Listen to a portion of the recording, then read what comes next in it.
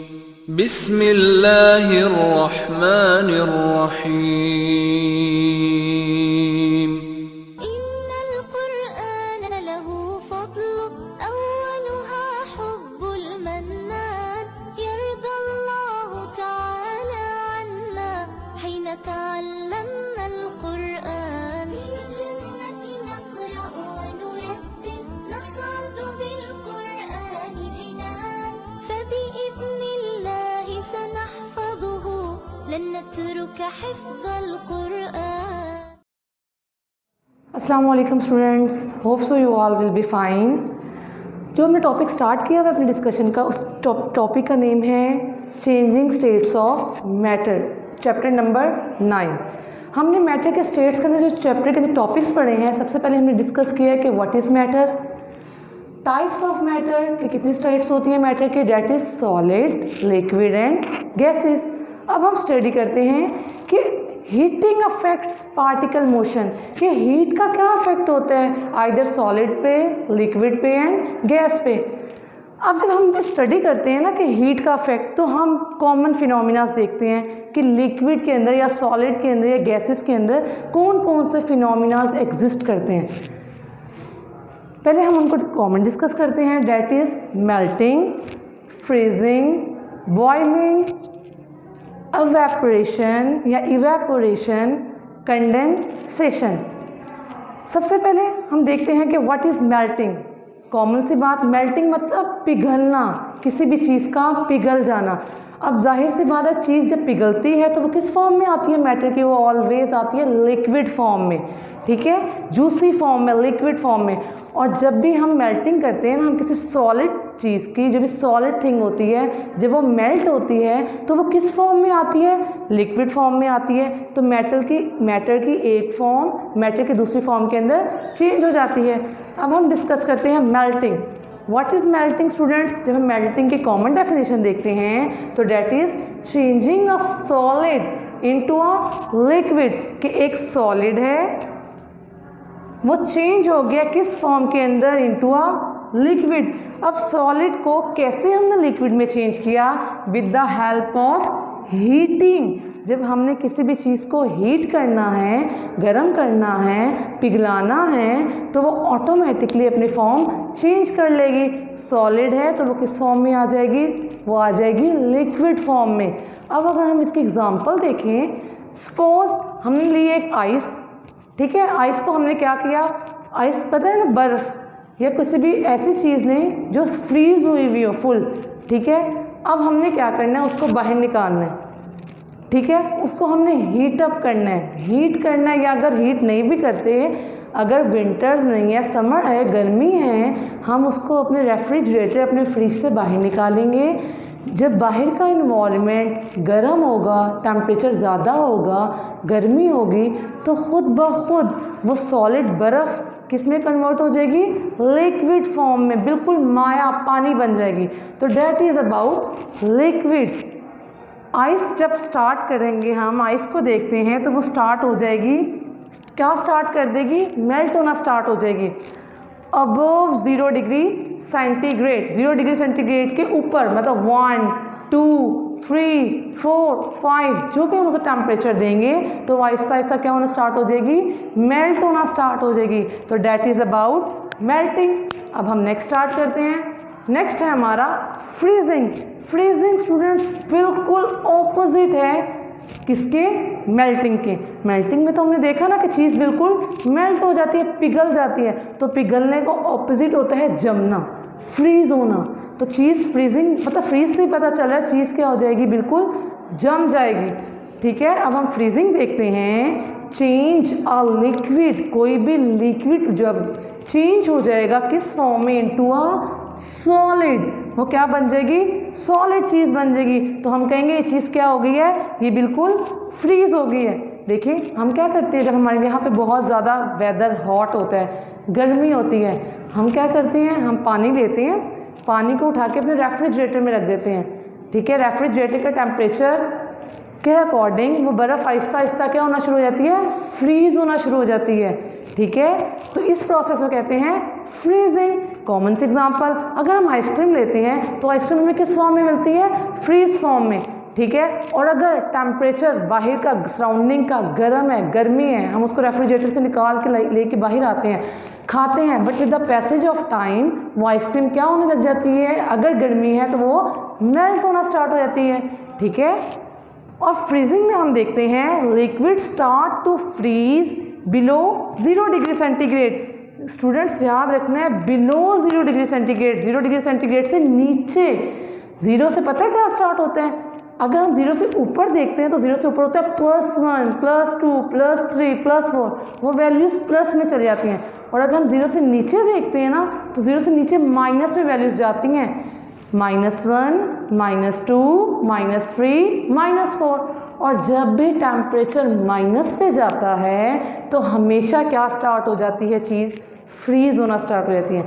Students 2 concept अच्छे से समझ लें कि मेल्टिंग क्या होती, मेल्ट कब होती है? जब टेम्परेचर अबव 0 हो, 0 से आगे हो, मतलब +1 हो, +2 हो, +3 हो, तो चीज़ हमेशा क्या होगी?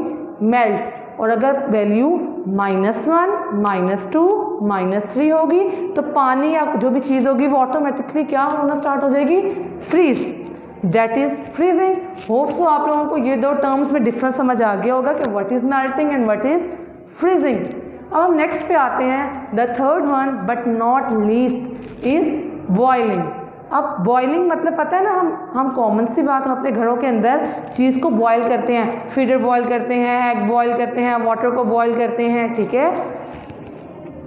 बॉइलिंग क्या होता है? When we heat a liquid, जब हम किसी भी लिक्विड चीज़ को, पानी को बॉयल करते हैं, change into gaseous state in the form of vapours.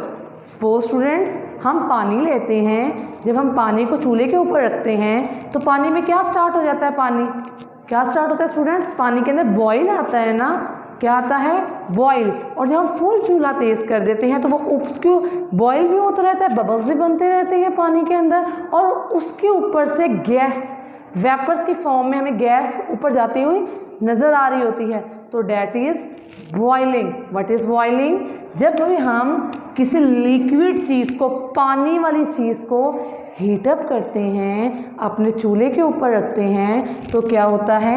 वो चेंज इनटू गैसियस स्टेट, वो गैस की फॉर्म में आ जाते हैं, और वो गैस बबल्स बनते हैं उसके अंदर पानी के ऊपर छोटे छोटे, और वो गैस किस फॉर्म में ऊपर जाती हुई नजर आती है? हम उसे कहेंगे नहीं कि देखो गैस ऊपर जा रही है, वी विल से हम क्या कहेंगे? In the form of vapours, के पानी के बुखारात, पानी के वेपर्स हमें नज़र आ रहे हैं। अब तो विंटर्स में हम देखते हैं ना, जब हम गीज़र ऑन करते हैं तो अगर गीज़र का पानी या बहुत गर्म आना स्टार्ट होता है, जब फुल हॉट हो जाता है तो उसके अंदर क्या नज़र आता है हमें? कि पानी आहिस्ता आहिस्ता ऊपर जाता है, उसके अंदर से पानी जब बॉयल होता है तो उसके अंदर से क्या ऊपर जाती है? आहिस्ता आहिस्ता हीट। तो उस हीट को हम कहते हैं in the form of vapours, तो that is boiling. Water boil कब होता है? At 100 degree centigrade. अब सपोज बहुत ज़्यादा गर्मी स्टार्ट हो गई है, वो जो टेम्परेचर है वो 100 पे पहुंच गया है, +1, +2, +3 से होता हुआ इतनी एक्सट्रीम पहुंच गया है कि टेम्परेचर हो गया 100। जब भी टेम्परेचर 100 भी होगा ना तो हमारा पानी क्या होगा? ऑटोमेटिकली बॉयल हो जाएगा, उसके अंदर खुद ब खुद वेपर्स स्टार्ट हो जाएंगे बनना, ठीक है। अब हम नेक्स्ट डिस्कस करते हैं इवेपोरेशन, ठीक है, या एवेपोरेशन, ठीक है। इवेपोरेशन क्या होती है स्टूडेंट्स? पहले इवेपोरेशन का कॉमन मीनिंग समझ लें। सपोज क्या करें, हम जब गर्मी बहुत ज़्यादा होती है, लाइट गई हुई होती है, हमें स्वेट स्टार्ट हो जाता है, स्वेटिंग होती है, ठीक है। फिर क्या होता है जब लाइट आ जाती है, जब हम फ़ैन के नीचे आते हैं या इन्वर्टर या एसी जिसके भी नीचे आते हैं, या फ़ैन के नीचे आते हैं, रूम कूलर के नीचे आते हैं, तो आहिस्ता आहिस्ता वो जो स्वेटिंग होती है वो वाटर ड्राई अप होकर हमें कैसा इफेक्ट देता है? कूलिंग का इफेक्ट देता है। हमें आहिस्ता आहिस्ता ठंड लगने लग जाती है, हमारा वेदर का जो हमारे बॉडी का कंडीशन है वो क्या हो जाती है? चेंज हो जाती है। तो डैट इज़ एवेपोरेशन। ये मैंने आपको बहुत कॉमन से एग्जांपल दिए कि समर्स वेकेशन में, समर में हमें जब स्वेटिंग होती है, हमें हमारी बॉडी से स्वेट आना स्टार्ट हो जाता है, पसीना आना स्टार्ट हो जाते हैं, ठीक है। जब हम उसी पसीने वाली बॉडी के साथ, स्वेटिंग वाली बॉडी के साथ जब हम फ़ैन के नीचे खड़े होते हैं, हमें फ़ौरन से क्या लगने लग जाती है? ठंडा ठंडा कूल फील होने लग जाता है, कूलिंग फील होती है। तो ऐसा क्यों होता है कि जो हमारे बॉडी के स्वेटिंग होती है ना, गर्मी लिक्विड होता है, वो आहिस्ता आहिस्ता वेपर्स की फॉर्म में खुद ब खुद ड्राई हो जाता है, ठीक है। तो डैट इज़ इवेपोरेशन। इवेपोरेशन क्या है? Changing a liquid in the form of vapours. Liquid किस फॉर्म में चेंज हो जाएगा? In the form of vapour, और वेपर खुद ब खुद हवा के अंदर एटमॉस्फेयर में खुद ब खुद चले जाते हैं, ठीक है। इवेपोरेशन होती कब है? It take place at all temperature. ये हर टेम्परेचर पे होती है। सपोज अगर +1 है, +2 है, +3 है, -1 है, -2 है, -3 है। अब -1, -2, -3 पे कैसे होगी? मतलब तो चीज़ फ्रीज़ है। अब हम फ्रीज चीज़ को बाहर लेके आएंगे, ठीक है। थोड़ी देर हम रख देंगे सन के नीचे। जब आप सन के नीचे रखेंगे ना उस पानी को, आपको ऑटोमेटिकली फील होगा कि पहले तो वो सॉलिड था, वो मेल्ट हो जाएगा। क्या हो जाएगा? मेल्ट होकर लिक्विड बन जाएगा। फिर हम थोड़ी देर तक और उसके अगर पानी को धूप के अंदर रखेंगे ना, तो सन की टेम्परेचर की वजह से वो पानी का लेवल खुद ब खुद आहिस्ता आहिस्ता कम होना स्टार्ट हो जाएगा, लो होना स्टार्ट हो जाएगा। अब आपको पता है ऐसा क्यों होता है? क्योंकि सन की जो रेज हैं वो इतनी हीट अप होती हैं कि वो पानी को बॉयल गर्म कर रही होती हैं, और पानी गर्म होता है ना, तो जो पानी के जो वेपर्स हैं वो आहिस्ता आहिस्ता एटमॉस्फेयर में चले जाते हैं, और पानी का लेवल आहिस्ता आहिस्ता क्या होता जाता है? कम होता जाता है। तो डैट इज़ इवेपोरेशन। नेक्स्ट हम पढ़ते हैं कंडेंसेशन। कंडेंस मतलब जमना, कंडेंस होना, मिलना, इकट्ठा होना। कंडेंसेशन में हमने क्या पढ़ना है? स्टूडेंट्स देखें, कहते हैं ना early to bed and early to rise makes a man healthy wealthy and wise. पता है ऐसा क्यों कहते हैं? क्योंकि मॉर्निंग वॉक हमारे लिए बहुत फ्रेश होती है। ऐसा क्यों है? सुबह की एटमॉस्फेयर के अंदर ना बहुत सुकून है, ठीक है। वो कैसे है कि सुबह सुबह का जो टेम्परेचर होता है ना, वो इतना हाई पीक पे नहीं होता, ठीक है। जो एयर चल रही होती है ना, हवा चल रही होती है, ब्लो कर रही होती है, उसके अंदर वाटर वेपर्स होते हैं, पानी के छोटे छोटे ड्रॉप्स। जब हम मॉर्निंग वॉक पे जाते हैं या हम सुबह अर्ली मॉर्निंग उठते हैं, तो हमें फील होता है कि जो ग्रास है वो हल्की हल्की क्या होती है? वेट होती है, गीली होती है। आपको पता है ऐसा क्यों होता है? क्योंकि अर्ली मॉर्निंग में ना जो एयर चल रही होती है, जो हवा चल रही होती है, उसके अंदर थोड़े थोड़े पानी के वेपर्स होते हैं। जब वो वेपर्स किसी ठंडी जगह के साथ मिलते हैं, हिट होते हैं, तो वो वहाँ पे क्या बनाते हैं? उस चीज़ को भी वेट कर देते हैं, उस चीज़ को भी गीला कर देते हैं। तो डैट इज़ अबाउट कंडेंसेशन।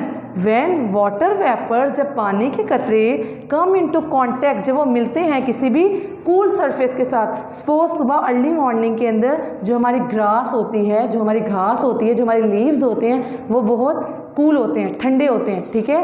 जब जो हवा चल रही होती है उसके वेपर्स उस एयर के, उस लीव्स के साथ, उस ग्रास के साथ कांटेक्ट करते हैं, तो वहाँ पे वो क्या बना लेते हैं? टाइनी ड्रॉपलेट, छोटे छोटे पानी के कतरे। तो डैट इज़ कंडेंसेशन। हमने अक्सर देखा है ना कि लीव्स के ऊपर सुबह अर्ली मॉर्निंग जाए तो वो लीव्स भी हाथ लगाएं तो हमें वेट वेट फील होते हैं, गीले फील होते हैं। ये इस वजह से फील होते हैं। अब आपको समझ आई है कि जब अर्ली मॉर्निंग में जो हवा होती है उसका लेवल बहुत अच्छी होती है। जो हवा के अंदर वाटर वेपर्स होते हैं, ठीक है, पानी के कतरे, जब वो किसी भी सपोज ठंडी चीज़ से कांटेक्ट करते हैं ना, मिलते हैं, तो उस चीज़ के ऊपर क्या बना रहे हैं? छोटे छोटे टाइनी ड्रॉपलेट्स।